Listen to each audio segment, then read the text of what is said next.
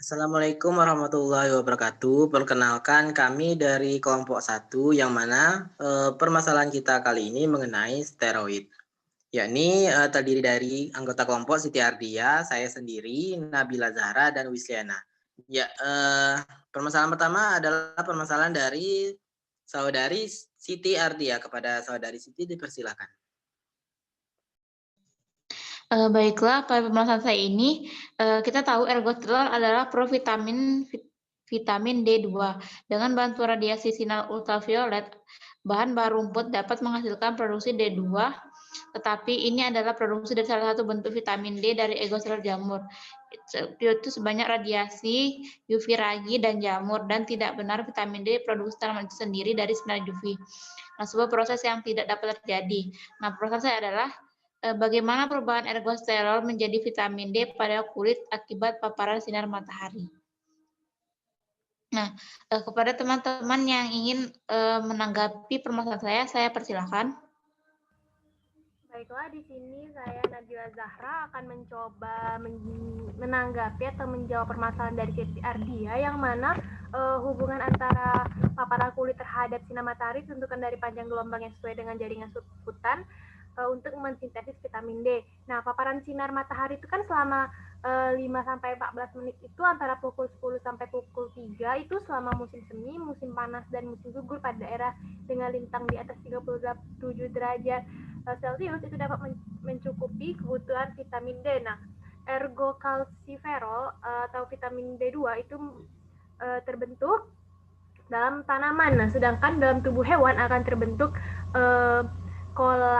kolekalsiferol. Nah, atau vitamin D3 pada kulit yang terpapar cahaya. Nah, kedua bentuk vitamin tersebut mempunyai potensi yang sama, yaitu masing-masing dengan menghasilkan kalsitriol D2 dan D3. Nah, di mana vitamin D3 ataupun D2 ini dari makanan diekstraksi dari dalam darah. Lalu setelah diabsorpsi dari misel dalam intestinum, itu vitamin tersebut mengalami hidroksilasi pada posisi 25 oleh enzim vitamin D3, 25 hidroksikolekalsiferol, yaitu suatu enzim pada retikulum endoplasmik yang dianggap membatasi kecepatan reaksi. Dan mungkin itu saja jawaban dari saya. Saya kembalikan ke Siti Ardia. Baiklah, jawaban dari saudari Nabila cukup baik. Namun di sini saya belum menemukan inti dari apa yang disampaikan saudari Nabila. Nah, kepada teman-teman yang ingin menanggapi kembali, saya persilahkan. Baiklah Siti, saya akan mencoba menanggapi. Nah, jadi untuk vitamin D ini unik. Nah, jadi dia itu sebab karena dia dapat dibuat di kulit dengan bantuan sinar matahari. Nah, vitamin D ini juga terdapat dalam dua bentuk, yaitu vitamin D2 dan vitamin D3. Nah, untuk vitamin D2 sendiri yaitu berasal dari fiosterol yang kemudian oleh sinar UV itu diubah menjadi ergosterol. Nah, untuk ergosterol ini ialah komponen membran sel jamur, sehingga vitamin D2 secara alami ini dapat ditemukan pada jamur yang ketika terpapar dari sinar matahari. Nah, untuk vitamin D3 sendiri atau disebut dengan kolekalsiferol itu bisa disintesis di dalam kulit dan banyak terdapat di ikan kaya minyak seperti salmon, makarel, dan herring. Nah, untuk produksi vitamin D itu di kulit itu tidak melibatkan proses enzimatik. Dikarenakan proses ini dimulai dari rusaknya cincin beta provitamin D3, 7-dehidrokolesterolatol, 7-DHC oleh sinar UV dengan spektrum 280 sampai 320 UVB membentuk pre-D3 yang kemudian mengalami yang namanya isomerisasi menjadi D3 melalui suatu proses yang bersifat termosensitif. Nah, untuk paparan jangka panjang, UVB ini dapat menyebabkan inaktivasi lokal previtamin D3 dan vitamin D3 sehingga tidak ada kejadian kasus intoksikasi yang disebabkan oleh paparan sinar matahari. Nah, untuk lebih singkatnya, pembentukan vitamin D ini dari kulit, 7-dehidrokolesterol yang ada pada kulit ini akan terkonversi menjadi previtamin D dengan bantuan sinar ultraviolet atau sinar matahari. Nah, selanjutnya previtamin D ini nanti akan mengalami yang namanya isomerisasi termal atau dengan penyinaran sinar UV lebih lanjut akan membentuk D3. Kemudian vitamin D2 dan vitamin D3 ini mempunyai potensi yang sama-sama menjadi vitamin D. Nah, sekian saya kembalikan kepada Siti.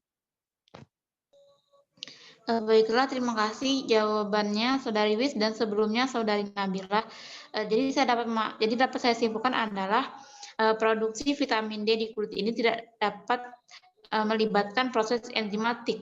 Nah, proses ini dimulai dari rusaknya cincin B provitamin D3 atau 7-dehidrokolesterol atau disingkat dengan 7-DHC oleh sinar UV dengan spektrum 280 sampai 320 UVB. Nah, membentuk D3 yang kemudian mengalami isomerisasi menjadi D3 melalui proses yang bersifat termosensitif. Nah, paparan jangka panjang UVB ini menyebabkan inaktivasi lokal previtamin D dan vitamin D. Nah, sehingga tidak ada kejadian kasus intoksikasi yang disebabkan oleh paparan sinar matahari. Nah, yang untuk lebih ringkasnya, pembentukan vitamin D dari kulit, yaitu dari 7-kolesterol yang ada pada kulit akan terkonversi menjadi previtamin D dengan bantuan sinar UV atau sinar matahari. Nah, selanjutnya previtamin D ini akan mengalami isomerisasi termal atau dengan penyinaran sinar UV lebih lanjut dan membentuk D3. Nah, vitamin D2 dan vitamin D3 ini memiliki potensi yang sama untuk menjadi vitamin D. Nah, terima kasih. Itulah pembahasan dari saya. Saya kembalikan ke moderator. Baiklah, terima kasih. Itulah permasalahan dari Saudari Siti Ardia. Kita lanjut ke permasalahan Nabila. Kepada Nabila dipersilakan. Baiklah, di sini permasalahan dari saya yaitu seperti yang kita ketahui bahwa testosteron adalah hormon seks yang lebih banyak pada pria dibandingkan progesteron. Nah, jika ditinjau dari segi strukturnya berbeda dari substituen L1-nya. Nah, bagaimana hal tersebut bisa berpengaruh terhadap potensinya? Bisa adakah dari teman-teman yang ingin menjawab permasalahan dari saya? Disilahkan.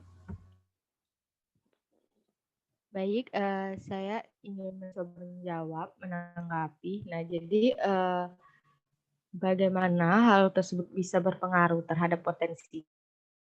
Jadi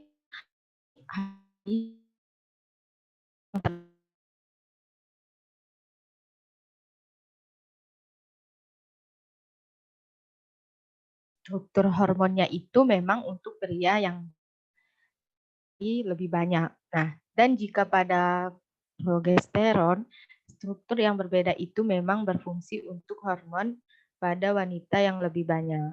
Jadi begitu, saya kembalikan kepada Nabila.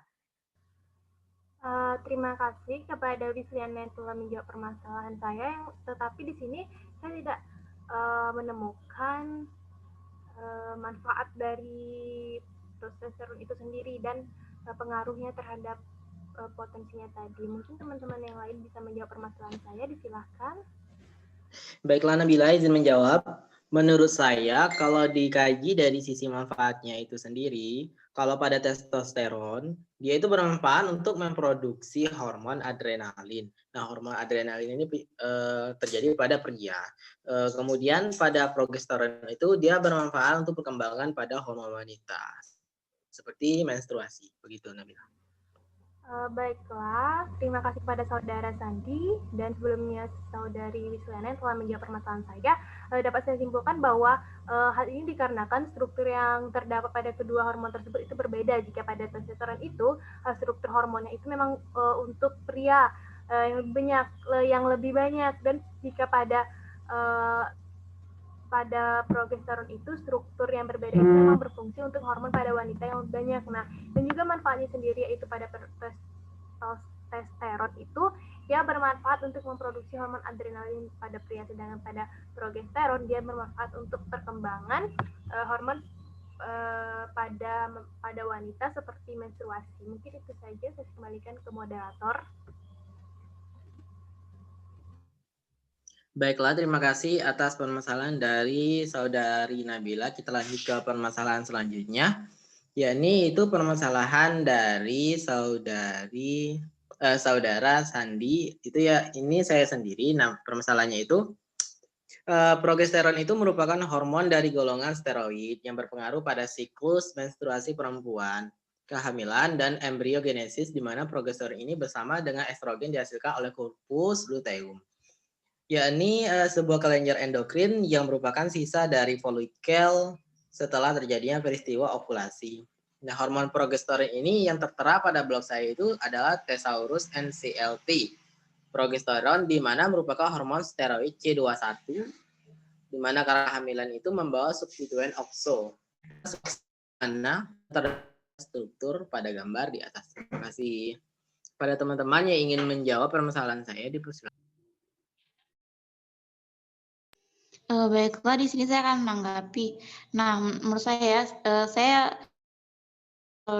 di ini bahwa substituen oksonya itu pada posisi 3 dan 20. Nah, kemudian dengan substituen tersebut C4 yang merulam yang posisinya tidak jenuh. Nah, terima kasih. Baiklah, terima kasih atas jawaban yang diberikan oleh Saudari Siti. Namun di sini menurut saya jawaban masih kurang lengkap. Apakah ada teman-teman yang ingin menambahkan jawaban saya?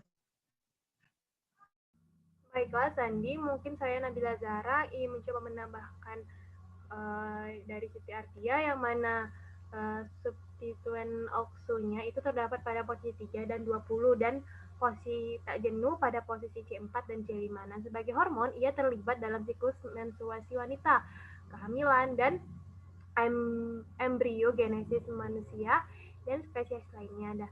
Dan juga dia itu memiliki peran sebagai obat kontrasepsi, progestik, agonis reseptor progesteron, metabolit manusia, dan metabolit tikus. Nah, seperti halnya pada steroid 20 okso, steroid 3 okso delta 4, dan hormon steroid pada C21. Nah, ini berasal dari hibrida kehamilan. Lalu, dia tidak larut dalam air dan hormon seks wanita, dan begitupun toksisitas rendah. Itu mungkin jawaban dari saya. Saya kembalikan kepada Saudara Sandi. Baiklah, terima kasih atas jawaban yang diberikan oleh Saudari Siti dan Nabila. Jadi dapat saya simpulkan bahwa pada gambar yang saya berikan itu terdapat oksonya, yakni pada posisi 3 dan 20. Kemudian dengan substituen tersebut bisa dilihat juga pada C4 tadi, merulaman posisi yang tidak jenuh. Kemudian pada substituen oksonya itu terdapat posisi 3 dan 20, di mana pada posisi C4 dan C5 itu sebagai hormon. Kemudian hormon tersebut terlibat dalam siklus menstruasi wanita, kehamilan, dan embriogenesis manusia seperti spesies lainnya. Nah, peran sebagai obat kontrasepsi, progestin, argonis, reseptor progesteron, metabolit manusia, dan metabolit tikus merupakan peran daripada substituen okso tadi. Kemudian melalui CB progesteronnya itu adalah bubuk putih, stabil di udara, tidak larut dalam air, dan juga hormon seks wanita, begitupun toksisitas rendah. Terima kasih atas jawaban-jawaban teman-teman. Kita lanjut ke permasalahan terakhir. Ini permasalahan dari Saudari Wisliana kepada Wis. Dipersilakan, Wis. Baik, nah jadi langsung saja ke permasalahan saya, yakni nandron dekanoat ialah turunan dari testosteron, yang mana dia merupakan salah satu dari AAS. Nah, nandron ini dipengaruhi oleh enzim 5-alpha reduktase. Nah, dan menghasilkan metabolit dengan afinitas rendah untuk reseptor. Nandron dekanoat ini dapat memodulasi regulus sel. Nah, mengapa bisa terjadi demikian? Nah, kepada teman-teman, adakah yang ingin membantu saya dalam menyelesaikan permasalahan saya?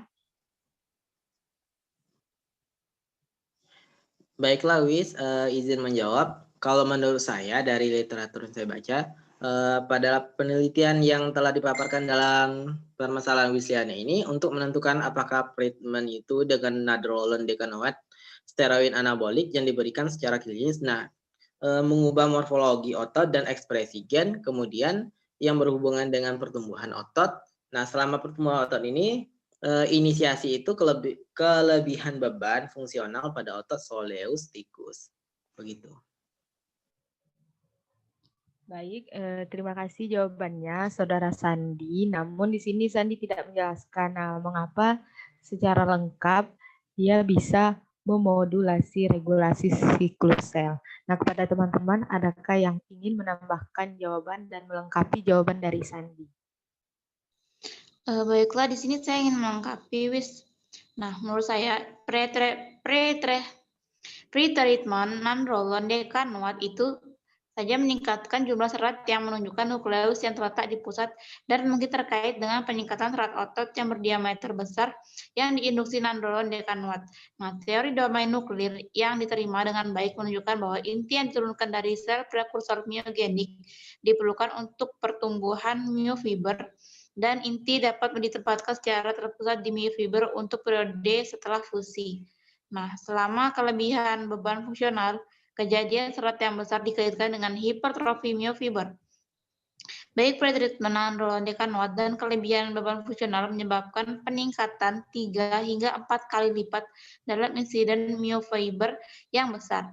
Namun tidak ada interaksi antara non-Roland decanoate dengan kelebihan beban pada kejadian serat yang besar. Nah, itu singkatnya bahwa jalur pensinyalan pada otot yang kelebihan beban secara fungsional memerlukan integrasi rangsangan yang cukup mencakup sinyal hormonal, faktor pertumbuhan, dan mekanis. Penelitian ingin menunjukkan bahwa pembedaan non-Roland decanoate memiliki efek signifikan pada morfologi otot dan ekspresi gen yang terkait dengan pertumbuhan otot yang diinduksi oleh kelebihan beban. Nah, pretreatment non-Roland decanoate ini juga menekan ekspresi gen myogenin dan P21 yang diinduksi overload yang terkait dengan diferensiasi sel satelit. Nah, itu saja jawaban saya kembalikan ke Saudari Wis. Baik, terima kasih jawabannya Saudari Siti dan Saudara Sandi tadi. Jadi dapat saya simpulkan mengenai permasalahan ini, yakni pretreatment dengan non-Roland decanoate ini, steroid anaboliknya itu yang diberikan secara klinis itu dapat mengubah morfologi otot dan ekspresi gen yang berhubungan dengan pertumbuhan otot selama inisiasi kelebihan beban.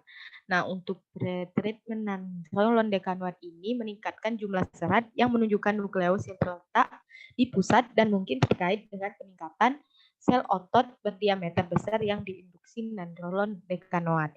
Jadi saya kembalikan lagi kepada moderator.